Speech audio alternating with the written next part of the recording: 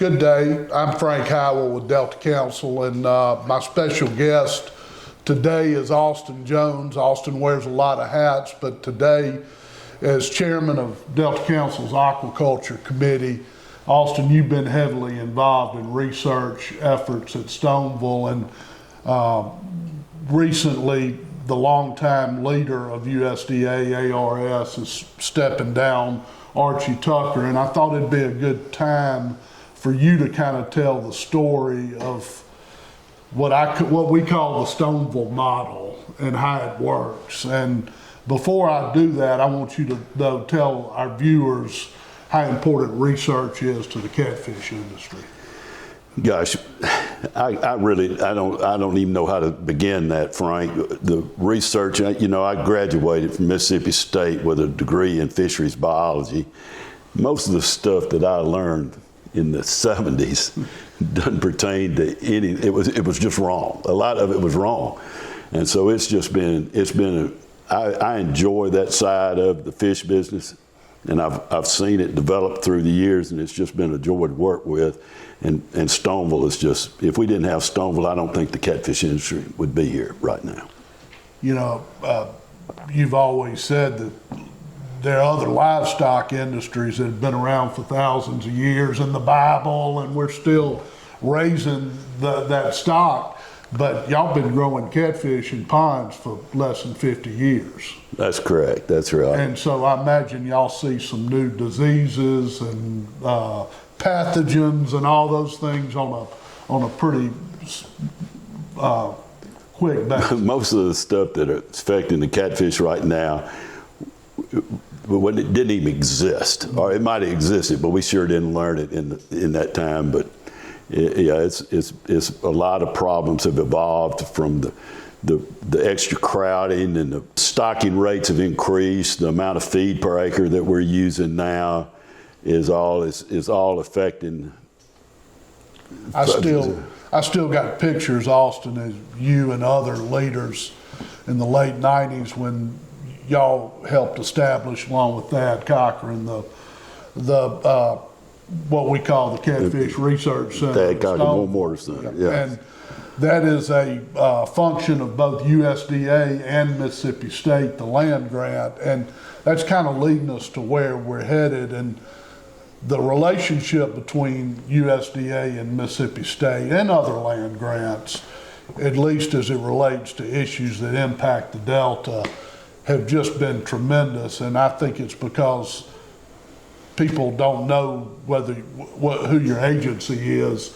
They just know they're trying to help the industry. And that's called the Stoneville model. That's Everybody correct. around the country says we want the Stoneville model, but they don't want to give up control. And Stoneville, they've recognized that you work together and you work with the industry and you make great progress. I guess at the very beginning when I started getting involved in this, I just all assumed it was Mississippi State by itself, but of course it's not. It's collaboration with ARS and Mississippi State, and I never had any problem working with either side. It's been a good situation.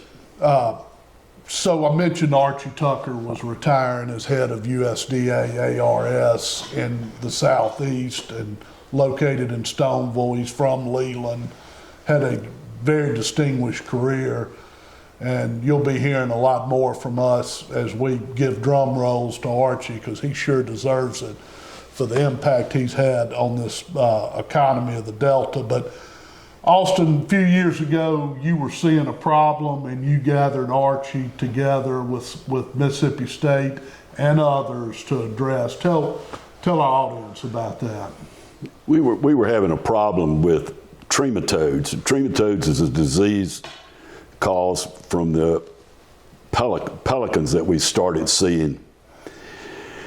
And it was actually putting people out of business. Trematodes are parasites that get on the fish and they stop eating. And before we realized what the problem was, it put several big farmers out of business. So we finally tried to figure out that trematodes were the problem, and we dibbled out here and there trying to manage around the trematode problem.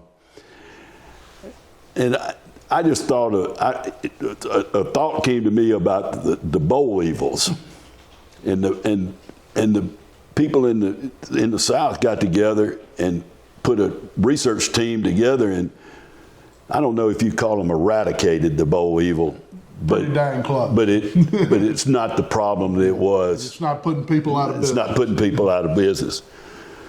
So I thought about that, and I went to Frank and Delta Council and said, let's try to do that. Of course, we brought in Archie Tucker. We had a meeting at Delta Council, and Archie, I just can't tell y'all how he just jumped on board and said, we can do this. And so he's in charge. I don't even know how many universities. It was 5 or 6. 5 or 6 that he's over. Right. That he runs out of Stoneville, Auburn, University of Tennessee, LSU. Right. I don't know all that. Like I said, I've always just dealt with these guys. But he said, I'm going to put a team together. And then he looked at me, and I said, well, Arch, what are we going to do about money? He said, don't worry about the money. We're going to take care of it, if you remember, Frank. I do. And hell, we even got Ole Miss involved in that. So, but what did they have expertise? I hadn't figured that out yet. I don't know. I really don't remember what they did on, but I know they did work on the problem, and we put together a team, and I absolutely believe that the trematode problem, although we can't get rid of the pelicans, we can manage the ponds for the trematodes. It will be kind of like the boll weevils and just not be a problem anymore. In fact, this past season, I didn't treat a pond for trematodes this year, which is a good thing. And the research community that advises farmers all over the Southeast are now attuned to the management. I assume so. Yeah. I assume so, Frank. I really do. But I mean, I don't think we would have gotten there without Archie's leadership that he provided, and the way he jumped on board with that. It's one of the biggest things that's happened for the catfish industry, in my opinion. Well, research is a powerful tool if used to correctly, and in this case, it really was. It really was. It really was.